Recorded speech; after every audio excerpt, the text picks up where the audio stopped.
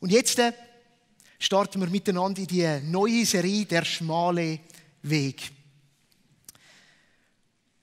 Und viele von euch kennen ganz bestimmt das Zitat «Der Weg ist das Ziel». Und ich möchte euch gerade rasch aktivieren mit einer Abstimmung. Wer von euch, und es ist keine Fangfrage, ehrliche Meinung, gewinnt dem Zitat durchaus auch etwas Positives ab? Mal Hand hoch.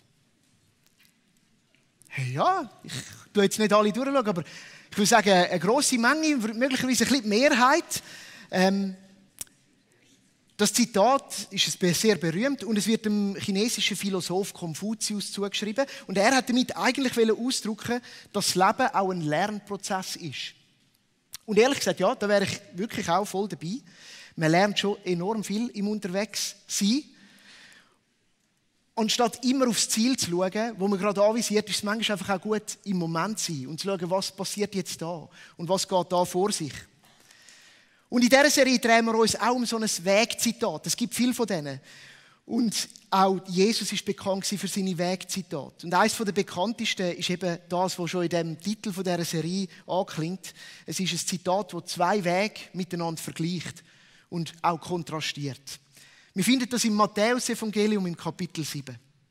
Ich möchte es euch vorlesen.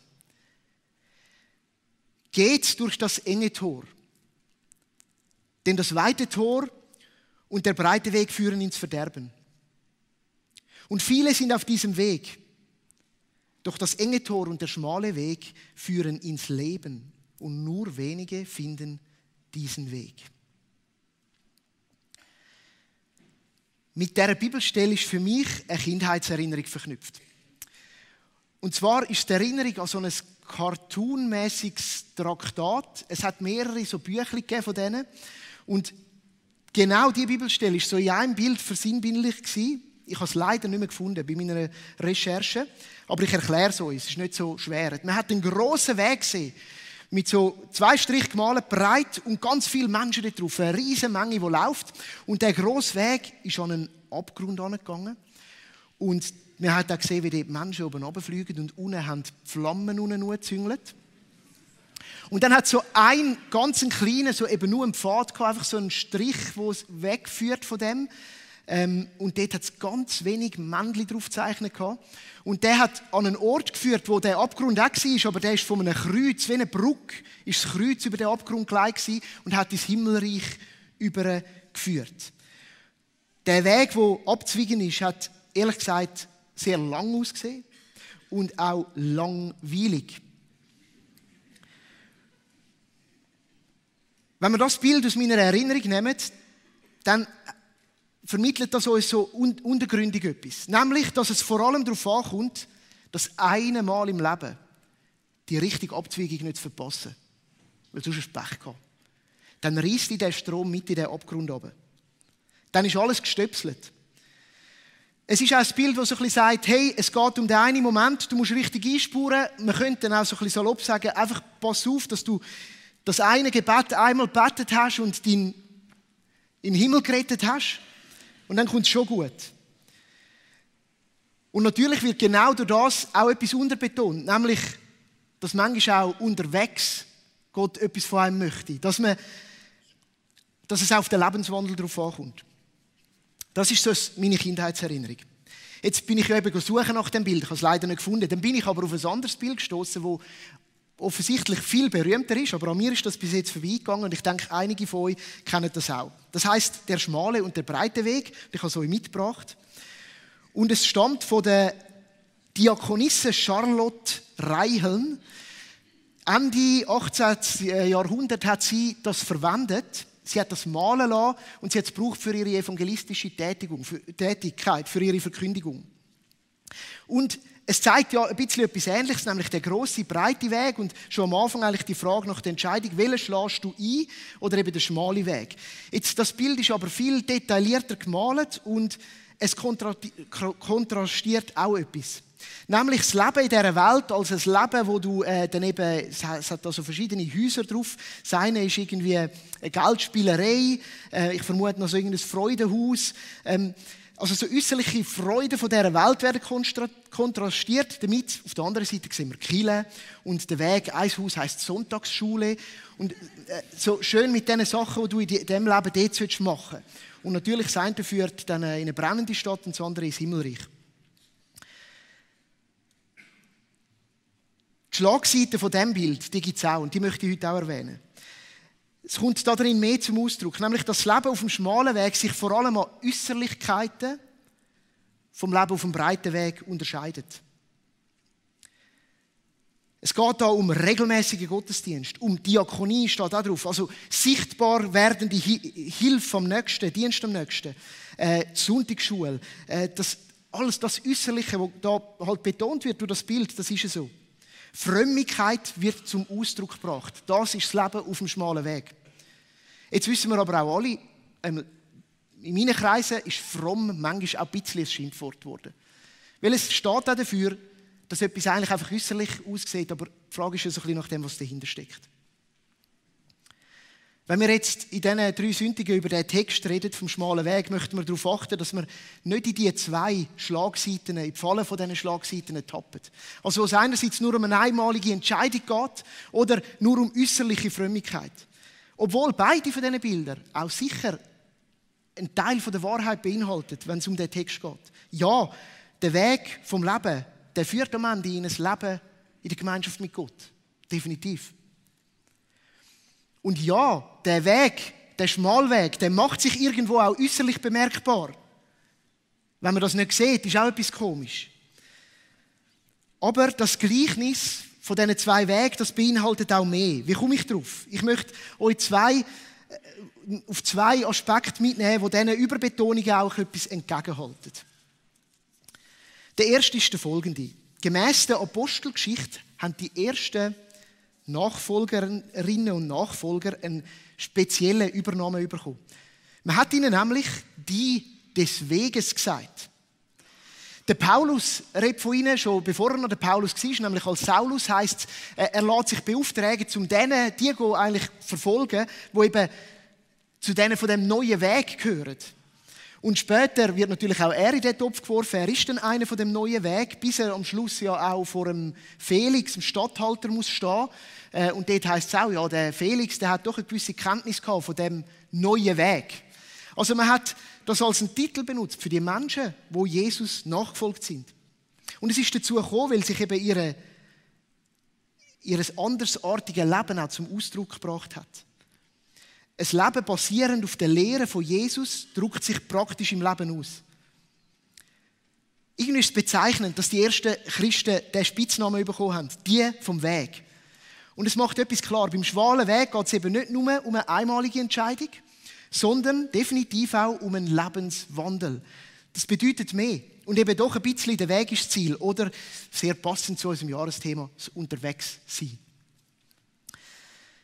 Das wäre so der erste Gedanke. Der zweite ist der, dass der Text im letzten Kapitel steht von der Bergpredigt. Die Bergpredigt ist vielleicht die berühmteste Rede von Jesus.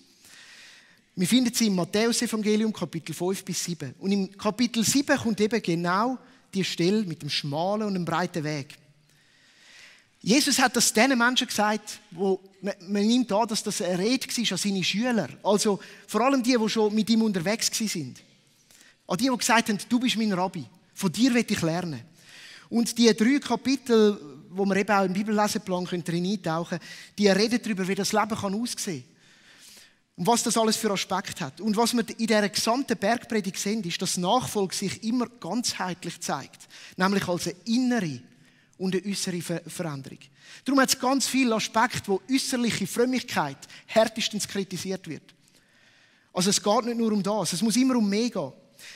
Der Weg vom Leben ist ganzheitlich.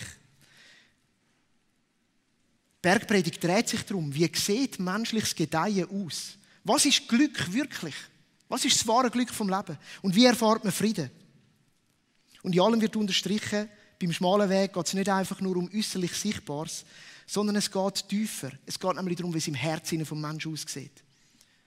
Und natürlich zeigt sich das irgendwo dann auch äußerlich. Das heisst also auch, für uns alle, die wir schon lange mit Jesus unterwegs sind und irgendwo unterwegs sind auf dieser Nachfolge, hey, die Serie ist passend. Weil Gott interessiert sich immer wieder für dein Herz und nicht nur für dein Verhalten. Du kannst alles äußerlich super parat haben, wenn es ihnen nicht stimmt, dann hat Gott noch einen Weg mit dir vor sich. Gott möchte dir auch immer wieder vor Augen malen, was das gute Leben wirklich ist. Weil wir stehen mit beiden Beinen in dieser Welt und unsere Gesellschaft, wo wir darin leben, und das ist auch gut so. Und da kommen auch Bilder an uns an. Da kommen Versprechungen vom guten Leben. Und die Bergpredigt beinhaltet ganz viel von dem, was das gute Leben wirklich ist. Auf was lohnt es sich auszurichten? Auf was lohnt es sich, den Fokus zu legen, gerade auch auf dem schmalen Weg? Und das Dritte, Gott möchte dich definitiv mit ihm nicht nur für die Ewigkeit versöhnen, sondern die Versöhnung, die in ihm verfügbar ist, die soll sich schon heute auf deinem Lebensweg ausdrücken. Mit ihm, aber auch mit den Menschen in deinem Umfeld. Zwischenmenschliche Beziehungen, Versöhnung in diesen Aspekten, in der Horizontalen. Man könnte also somit sagen, das Leben auf dem breiten Weg dreht sich in erster Linie um sich selber und um Äußerlichkeiten. Und das Leben auf dem schmalen Weg ist ein andauernder Prozess von einer veränderten Lebensweise. Ein Leben in der Nachfolge. Ein Leben immer wieder im Ausrichten an dieser Vorstellung, was das gute Leben ist. Und ihm sich herausfordern lassen, immer wieder auch die Orientierung einzustellen auf den richtigen Weg. In der Frage, hey, was ist wirklich Erfolg? Was zählt wirklich im Leben? Und es führt immer, der schmale Weg führt immer eine Beziehung mit anderen Menschen. Wir möchten in dieser Serie 3 Ansätze entdecken, die diese Lebensweise auf dem schmalen Weg mit sich bringt. Und die fokussierten betrachten. Und heute der erste, nämlich das Leben auf dem schmalen Weg. Die Ruscha hat es schon gesagt, das braucht Mut und auch eine gewisse Risikobereitschaft. Es heißt im Text, im Vers 14, doch das enge Tor und der schmale Weg führen ins Leben und nur wenige finden ihn.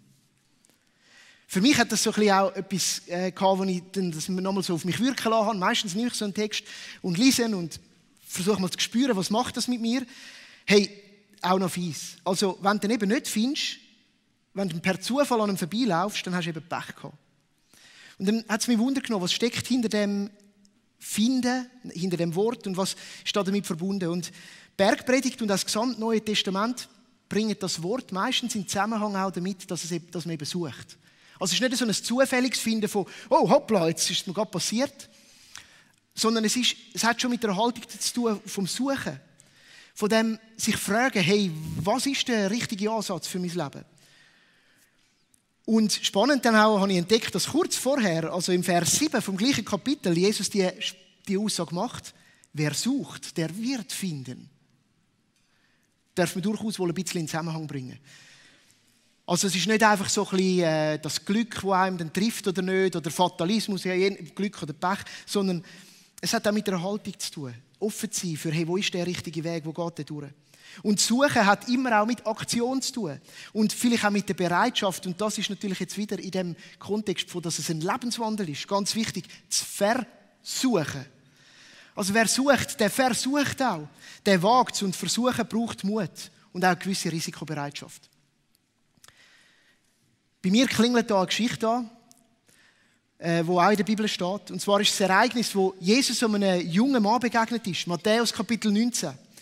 Und er hat ihn gefragt, wie er dann den Weg findet ins Himmelreich. Vielleicht, also ist eigentlich die Frage nach dem schmalen Weg und wie geht der? Und dann gibt es ein Zwiegespräch zwischen ihm und Jesus und sie reden über Gebot. Und er sagt, ich halte die alle ein. Habe ich alles im Griff? Äußerlich sieht alles definitiv gut aus. Und dann challenged ihn Jesus und sagt ihm, gib alles weg und verkauf es. Und das ist too much für den jungen Mann. Es ist eigentlich die Aufforderung von Jesus, verschiebt den Schatz von dieser Erde in den Himmel. Setz deine Prioritäten neu. Und Jesus sagt dann, wo der junge Mann so wegzieht zu seinen Jüngern, es ist schwer für einen Reichen ins Himmelreich zu kommen. Schon der Versuch ist schwer. Und ehrlich gesagt, wenn wir aufpassen, auch da, dass wir nicht überheblich werden. Ich meine, für uns ist die Vorstellung, hey, wenn wir Jesus begegnen würden, mal so ganz richtig. Und er uns, weißt du, so face to face, nicht via Pastor, sondern so richtig persönlich für challengen, dann wären wir alle ready geboren, oder? Voll parat. Und ich merke so, ja, nein. Also, hey, es geht um alles, was du hast. Es geht um die Sicherheit von deinem Leben. Es geht um das, wo du dich daran hebst. Es geht um das, was dir wichtig ist. Es geht um deinen Status, deinen Ruf, um all das. Das heißt, bist du bereit, das loszulassen. Das ist gar nicht so einfach. Es braucht definitiv Mut und Risikobereitschaft. Und viele würden uns abraten davon, wenn wir das fragen würden.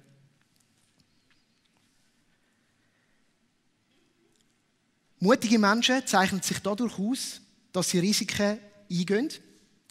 Aber man sagt auch, es ist ein schmaler Grat zwischen Mut und Dummheit. Und da bin ich auch noch mal ein bisschen nachforschen. Das ist jetzt wirklich so Hobbypsychologie. Also nicht mehr, aber Risiken gut. Mutige Menschen zeichnen sich scheint dadurch aus, dass sie Risiken schnell und gut ein- oder abschätzen können. Also es geht auch darum, die Lage realistisch einzuschätzen, weil sonst bist du einfach dumm. Mut braucht eine Bereitschaft fürs Risiko und du musst das irgendwie abschätzen. Und darum ist es mir heute wichtig, ich will auch euch sehr ehrlich berichten, was der schmale Weg mit sich bringt. Weil sonst ist es auch nicht ganz fair, für eine faire Risikoabwägung. Ich will euch nicht einfach das Blaue vom Himmel versprechen. Und darum ist das Erste das Leben auf dem schmalen Weg ist definitiv andersartig. Im 1. Korintherbrief gibt es so eine Passage von Paulus, der dann diesen Weg ja auch gefunden hat und auch einer des Weges geworden ist. Und er redet zu diesen Korinther in einer Zeit, in einer Gesellschaft, die sich sehr nach Weisheit gesehen hat. Die Griechen sind die Denker von der damaligen Zeit. Und er schreibt den Gläubigen in Korinth: Macht euch doch nichts vor, wenn sich jemand von euch einbildet, in dieser Welt besonders klug und weise zu sein, dann muss er den Mut aufbringen, als töricht zu gelten. Dumm. Nur dann wird er wirklich weise. Denn was diese Welt für weise hält, ist in den Augen Gottes blanker Unsinn. Und dann fügt er nachher noch 2 Sprüche aus der Weisheitsliteratur an, einer aus dem Hiob und einer aus dem Buch Sprüche. Leben in der Nachfolge ist manchmal ein bisschen komisch. Und kann wirklich als komisch aussehen und fällt in dem Sinn auf, weil es andersartig ist, weil es nach unterschiedlichen Prinzipien funktioniert. Der Paulus macht da ein Beispiel, wo es um Klugheit geht oder um das, was als weise gilt. Und ein paar Leute sich in dem Fall definitiv fragen, hey, was machst du da genau? Wieso machst du das so? Aber das Bild, das wird noch viel mehr bedient. Immer wieder auch redet Jesus über das. Wer sich selber erniedrigt, wird erhöht. Umgekehrte Realität. Wer schwach ist, der ist stark. All das braucht Mut. Man sagt oft, die sich am stärksten geben in einem Raum, sind möglicherweise die Schwächsten. Weil Schwäche zeigen braucht Mut. Es braucht Mut, sich darauf einzulassen. Und manchmal kann es auch dumm aussehen, diesen Weg zu beschreiten. Auch in den Seligpreisungen, die ganz am Anfang der Bergpredigt stehen, ganz eine berühmte Passage aus der Bergpredigt, wo so eine voll kommt von Versen über was das gute Leben ist und wer gesegnet ist im Leben, kommt das zum Ausdruck. Dort heisst es nämlich, wenn man euch um meinetwillen beschimpft und verfolgt und die schlimmsten Dinge nachsagt, dann sind ihr Gesegnete. Ich weiss nicht, wie es da geht mit dem. Das Leben auf dem schmalen Weg kann manchmal die Leute irritieren. Hey, und tatsächlich, es hat es mal gegeben bei mir, ich bin mal ausgeladen worden von einem Fest. Das war eigentlich auch noch nett gewesen, weil es hat mich dann in dem Moment an dem Fest nicht in eine dumme Situation gebracht. Aber jemand, der mich sehr gut kennt und eine Person, die ich sehr schätze, hat gesagt, Dani, weisst, vielleicht ist es besser, wenn du nicht kommst. Weil es ist dann für alle nicht so cool, für dich nicht und für die anderen auch nicht, weil du bist der Partypooper. Hey, ja. Und es hat im ersten Moment schon ein bisschen wehtun. Aber irgendwie ist es vielleicht auch gut. Ich will damit nicht sagen, dass man als Christ Hauptsache überall Anstoss erregen muss. Hauptsache bist du einfach nur komisch und schräg. Also es geht mir nicht um das. Das wäre viel zu kurz gegriffen. Aber es muss uns nicht verwundern, wenn wir in der Nachfolge manchmal auch ein bisschen auf Gegenwind stoßen. Es muss uns nicht überraschen. Und vielleicht steckt dort auch das drin, eben, dass es manchmal ein bisschen Mut braucht. Wenn wir sagen, wir gehen mit dem Jesus, dann darf es auch Mut brauchen. Es ist wichtig. Das Zweite, und das greift eigentlich das Andersartige gerade auf und vertieft es noch ein bisschen. Leben auf dem schmalen Weg fällt auf. Eng damit verbunden ist eine Passage aus der Bergpredigt, die für uns als Kirche ganz wichtig ist. Dort heisst es nämlich, Jesus sagt das seinen Nachfolgenden im Vers 13 vom Kapitel 5, ihr seid unglaublich wichtig für die Welt, genauso unverzichtbar wie Salz. Genau wie das Licht, das die Welt erleuchtet. In der Nacht sieht man eine Stadt auf dem Berg, schon von weitem durch das Licht, das von ihr ausstrahlt. Das kann gar nicht anders sein. Das Leben auf dem schmalen Weg ist nicht nur gezeichnet von Widerstand. Nein, es wird auch auffallend anders, indem es zur Wohltat fürs Umfeld wird. Und die zwei Bilder vom Salz und vom Licht, die beinhalten das ganz stark. Salz hat eine gute Wirkung gehabt und ist wichtig in der damaligen Zeit, ist es auch heute noch. Es hat konserviert. Es hat den Geschmack schon damals verstärkt. Ist also nicht nur Luxus von heute, sondern schon damals haben wir es genutzt zum Würzen. Es ist aber auch wichtig in der Medizin, für Therapie und für die Reinigung. Und etwas Spannendes, als ich darauf gestoßen bin, habe ich auch nicht gewusst. Es war wertvoll gewesen. Unter anderem darum kommt der Begriff Salär. Weil Lohn, Salär kommt von Salarium, das war die Salzration gewesen. Und es hat Zeiten gegeben, da hat man den Lohn in Salz ausgezahlt, weil er eben verhebt hat auf lange Dauer und weil es wertvoll war. Spannend an Salz ist, Salz kann nicht verderben. Und das ist eigentlich das Lustige. In dem Beispiel sagt Jesus dann, aber wenn Salz seine Kraft verliert, dann ist es zu nichts nütze. Jetzt das Ding ist, Salz kann eigentlich seine Kraft gar nicht verlieren. Das geht gar nicht. Es ist unverderblich. Also man kann auch sagen, hey, lebt einfach das, was ihr seid. Und dann wird etwas passieren. Ihr müsst gar nicht mehr machen als das. Ihr müsst euch gar nicht irgendwo absichern. Und genau gleich ist es mit dem Licht. Oder Licht, das nicht Licht ist kein Licht. Ist dunkel. Und das Licht von der Stadt auf dem Berg steht auch für positive Aspekte. Sicherheit, Halt, Orientierung. Es ist wohltuend anders. Und auch da, ich schmücke mich echt nicht gerne mit so Lorbeeren. Darum fällt mir manchmal schwer. Aber ich habe gefunden, vielleicht ein Beispiel, wo das mir so auch vor Augen geführt worden ist. Ist eine Begegnung, die ich hatte, gar noch nicht vor langer Zeit. Ich habe Leute kennengelernt in unserem Umfeld und ich habe den Mann kennengelernt und ich habe mit ihm über meinen Beruf geredet. Das ist so ein bisschen schön am Pastor sein. Du musst eigentlich nie um den heißen Brei herumreden, sondern das ist immer auf dem Tablett, wenn es heisst, und in der Schweiz heisst es das immer schnell, ja, was machst denn du beruflich?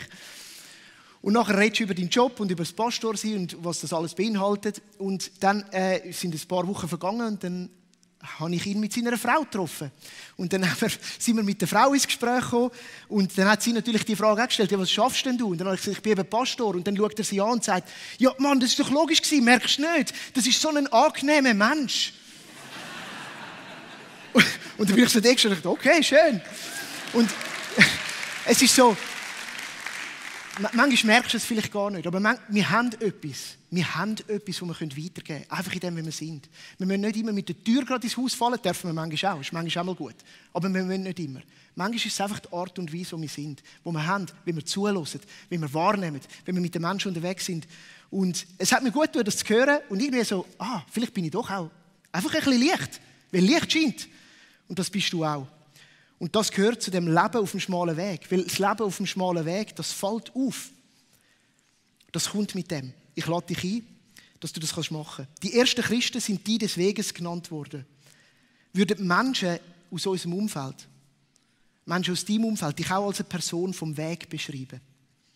Fallst du auf?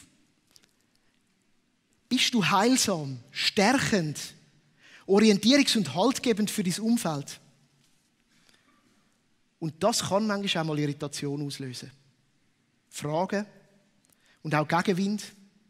Aber meistens ist es wohltuend. Mein Gebet ist, dass der heutige Sonntag und hoffentlich auch die Serie uns einfach Mut macht und uns auch hilft, das Risiko abzuwägen. Zu sagen, ja, das gehen wir ein. Auf dem schmalen Weg laufen wir. Und um das noch ein bisschen unterstreichen, noch mein letztes, Leben auf dem schmalen Weg lohnt sich. Im Vers 14 heißt es nämlich auch, durch das enge Tor und der schmale Weg führen ins Leben. Und nur wenige werden diesen Weg finden. Aber ich will fokussieren auf Führen ins Leben. Es ist der Weg zum Leben. Der schmale Weg ist der Weg vom Leben. Es ist der Weg von der Fülle vom Leben. Es ist der Weg von der Quelle vom Leben. Und das ist Jesus Christus. Er ist der Friede in herausfordernden Umständen. Er ist die Freude, dann, wenn man merkt, dass man Licht sein kann.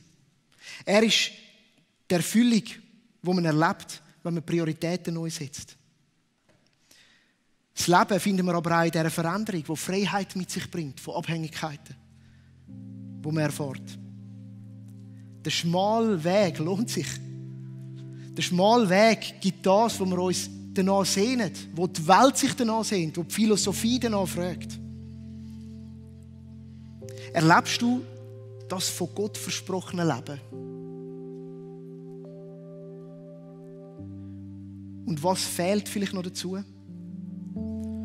Ich kann dir, glaube ich, nicht eine einfache Antwort geben. Aber ich kann dir Mut machen, auch mit Gott über das zu reden. Vielleicht auch ihn zu fragen, wo das du für dich auch noch finden kannst. Weil manchmal ist es auch die Realität, dass wir uns gar nicht so erfüllt fühlen. Und wir versuchen und versuchen. Und so möchte ich dir Mut machen, es zu versuchen, den schmalen Weg zu begehen. Und das am besten auch im Zwiegespräch mit Gott. Dass er dich einladen darf. Dass er dich auch aufmerksam machen darauf, wo das bei dir dran ist. Jetzt vielleicht einfach mal mutig zu sein, aber auch im Verlauf dieser Serie, wenn so Themen auch angestoßen werden, die der schmale Weg mit sich bringt. Und das Schöne ist, du musst nicht alleine gehen. Weil Jesus ist mit dir auf dem Weg. Er sagt von sich selber, dass er der Weg zum Vater ist. Er sagt, ich bin der Weg, ich bin die Wahrheit und ich bin das Leben. Niemand kommt zum Vater, außer durch mich. Und er ist den Weg auch vor uns gegangen. Und in der Zeit vor Ostern wird uns das so ganz besonders auch bewusst. Und er wird dann mit uns gehen. Und er lädt dich ein, mit ihm durchs Leben zu gehen. Und in dem Sinne möchte ich dich auch ganz einfach einladen und dich auffordern. Sag Jesus, dass du mit ihm durchs Leben gehen willst. Dass er dich führen darf auf diesem Lebensweg. Auf diesem schmalen Weg. Und dass du ihn brauchst drinnen. Und das kann mega viel verändern. Und das ist eine Einladung an dich, wenn du das gar noch nie bewusst gemacht hast, oder auch zum wiederholten Male. Sag ich will mich an dir ausrichten. Ich brauche deine Begleitung. Ich möchte, dass du mir auch den Mut schenkst, den schmalen Weg zu begehen und die Weisheiten zu unterscheiden. Ich möchte für das beten. Vater im Himmel, ich danke dir für die